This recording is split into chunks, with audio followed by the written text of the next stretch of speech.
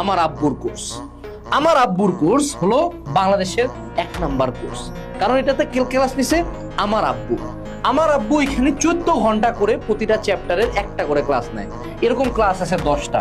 এখন তুমি বলো, তুমি এইচএসসি তে উঠে প্রতি চ্যাপ্টারের 140 ঘন্টার ক্লাস না করলে কি তোমার সিলেবাস শেষ হবে? কখনোই হবে না। আরো যেটা, আমাদের আব্বু প্রতি চ্যাপ্টারের জন্য সেপারেট সেপারেট কোর্স কিনবা ভাই। কেন? আরে ভাই, এইসব স্ক্যাম কোর্সে কেন যাবা যে একবার পেমেন্ট দিয়ে এইচএসসির পড়া হবে? প্রতি চ্যাপ্টারে টাকা দিবা, তুমি প্রতি চ্যাপ্টারে 3000 টাকা করে টাকা দিবা, এবং 75টা চ্যাপ্টারের জন্য মোটামুটি 2 লাখের মতো দিলেই তো হয়। 2 লাখ কম টাকা না ভাই, কেন তুমি এইসব কিনবা বলো? ওগুলা স্ক্যাম ভাই, এটা আসল, এটা রিয়েল। আরেকটা যেটা করবা যে ভাইয়া এইখানে আমরা জীবনও তোমার সিলেবাস শেষ করবো না। আমরা তোমার একাডেমিক সিলেবাস কেন শেষ করবো? আমরা প্রথম 4-5টা চ্যাপ্টার পড়াবো, তারপর আমরা একটা রিভিশন কোর্স নামাবো, ঠিক আছে? রিভিশনের সিলেবাসটা শেষ করবা। তুমি এইখানে টাকা দিছো তো কি হয়েছে? রিভিশনে আরেকবার টাকা দিবা না? আজব, আমরা কি দিয়ে বাঁচবো ভাই? রিভিশনে টাকা দিতে হবে।